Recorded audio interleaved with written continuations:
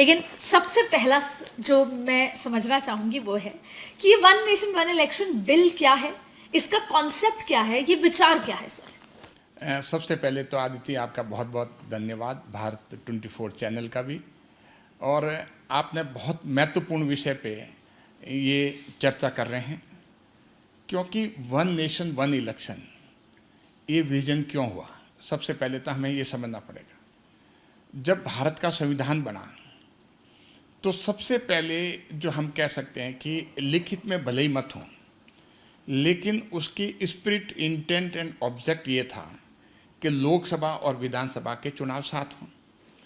तो 1951-52 और उसके बाद में 57, उसके बाद में 62, उसके बाद में 67, ये 4 चुनाव जो हैं, जिसको हम कह सकते हैं जनरल चुनाव, ये लोकसभा और विधानसभा के चुनाव साथ साथ हुए। लेकिन उसके बाद में साइकिल जो है 67 के बाद में कि कई नए स्टेट के फॉर्मेशन हुए, नए राज्य बने, और कई जो हैं 356 के तहत में कई सरकारें जो हैं वो गिराई गई। तो कई कारण इस तरह के रहे हैं जिस वजह से चुनाव जो हैं एक साथ होने की साइकिल जो है वो डिस्टर्ब हुई। फिर लोकसभा का जो है वो कुछ पीरियड जो है भारत के संविधान में संशोधन करके उसका कार्यकाल बढ़ा दिया गया, 5 साल से 6 साल कर दिया गया। तो ये सारे फैक्टर्स रहे कि जो कि एक साइकिल साथ होने की थी वो डिस्टर्ब हो गई। और डिस्टर्ब होने के बाद में ये नहीं कि हमने रियलाइज नहीं किया, ये इलेक्शन कमीशन ऑफ इंडिया ने 1980s में ये रियलाइज़ किया और अपनी एनुअल रिपोर्ट में उन्होंने ये बात बताई कि एक साथ चुनाव की परिपाटी वापस शुरू करनी चाहिए।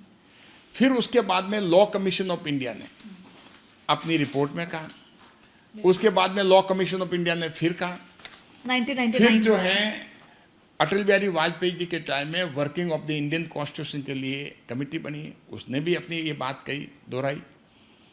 उसके बाद में लॉ कमीशन ऑफ इंडिया ने जो 2018 में अपनी रिपोर्ट दी, वर्किंग पेपर दिया, उन्होंने ड्राफ्ट पेपर दिया, ड्राफ्ट रिपोर्ट। उसके पहले पार्लियामेंट्री स्टैंडिंग कमेटी ने 2015 में, जिसके चेयरमैन ES सुदर्शन नित्यापन थे, जो राज्यसभा के सदस्य थे कांग्रेस के, उन्होंने भी अपनी रिपोर्ट में ये कहा, चेयरमैन ने, उसमें फॉर्चुनेटली मैं भी सदस्य था 2015 में जब उन्होंने रिपोर्ट दी, उसमें उस समय उन्होंने कहा कि एक देश एक चुनाव के लिए कार्रवाई वापस शुरू होनी चाहिए और वन नेशन वन इलेक्शन होना चाहिए। उसके बाद में नीति आयोग का पेपर भी आया। तो ये सारी बात जो है, जो इंस्टीट्यूशन, वेरियस इंस्टीट्यूशन है, सब ने माना कि एक साथ चुनाव होने चाहिए। और इसका सबसे बड़ा कारण है, जैसे आपने बताया, कि कोई साल ऐसा नहीं जाता जिस साल 5-6 चुनाव नहीं होते। देखिए 30 राज्य हैं और 30 राज्य के 5 साल का पीरियड हम देखें तो एवरेज जो है वो 6 चुनाव जो हैं प्रति वर्ष होते हैं राज्यों के। अब आप देखिए कि एवरेज 6 चुनाव तो राज्यों के हुए प्रति वर्ष। उसके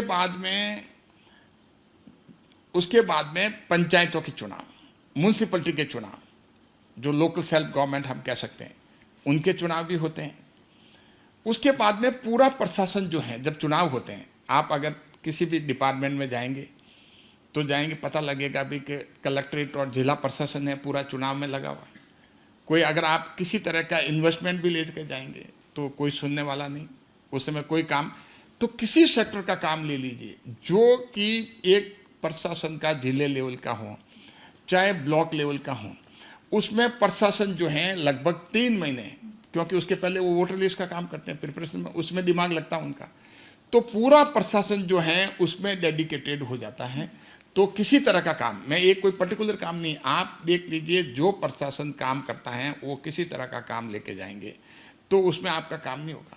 पुलिस डिपार्टमेंट होगा तो वो भी जो उनका प्रोसिक्यूशन का काम है, कोर्ट में केस प्रोसीड करना, वो भी अपना समय जो है उसमें law and order situation maintain करने में, उसमें वो ट्रेनिंग में लग जाता है।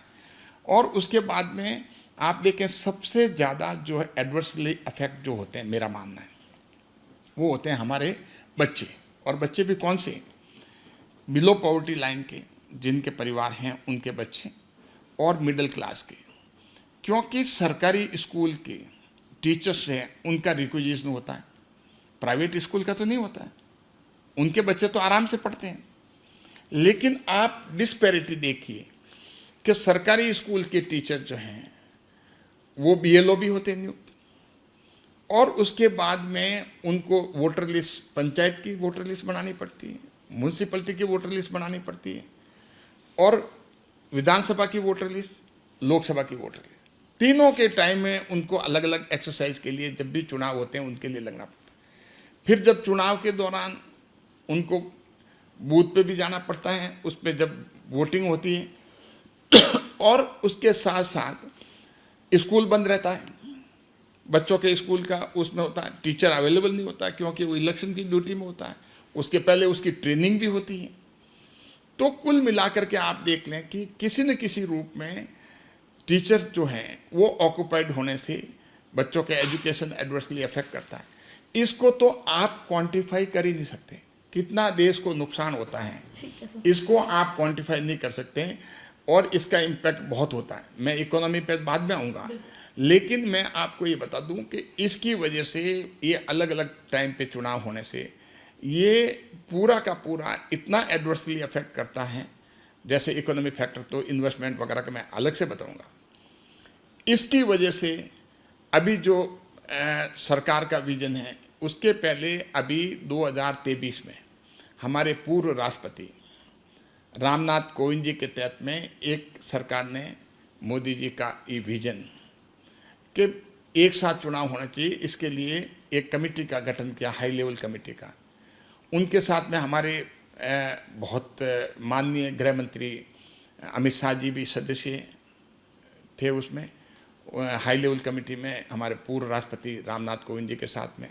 और उसके बाद में आप देखिए हरीश साल्वे जो बहुत ही प्रख्यात और सीनियर एडवोकेट हैं, बहुत एमिनेंट लॉयर हैं, भारत के नहीं पूरे ग्लोबली भी, और गुलाम नबी आज़ाद जो कि बहुत लंबे समय से राजनीतिक अनुभव हैं, पॉलिटिकल सोशल हम कह सकते हैं साइंटिस्ट हैं एक तरह के, और भी जो हैं लॉ मिनिस्टर भी थे उसमें। तो ये सारे मेंबर्स, उन्होंने 8 मेंबर्स की कमेटी ने एक सरकार को अपनी रिपोर्ट दी, और सरकार को रिपोर्ट 2024 में दी।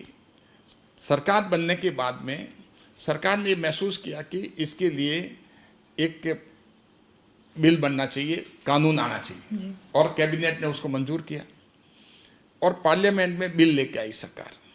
और सरकार ने भी माना क्योंकि ये इतना बड़ा चुनावी संशोधन है, रिफॉर्म है, जिसको हम कह सकते हैं सुधार है। देश का सबसे बड़ा, देश आज़ाद होने के बाद में अगर इलेक्शन रिफॉर्म हम कह सकते हैं तो ये है। तो उन्होंने पार्लियामेंट्री जॉइंट पार्लियामेंट्री कमेटी के लिए सारी पार्टी ने स्वीकार किया कि जॉइंट पार्लियामेंट्री कमेटी बनाई जाए। नॉर्मली जॉइंट पार्लियामेंट कमेटी में आज तक जो मेंबर्स बने हैं वो करीब 31 होते हैं, लेकिन इसमें कई पार्टी का ये आग्रह था कि भाई उनको भी जगह मिले उसमें।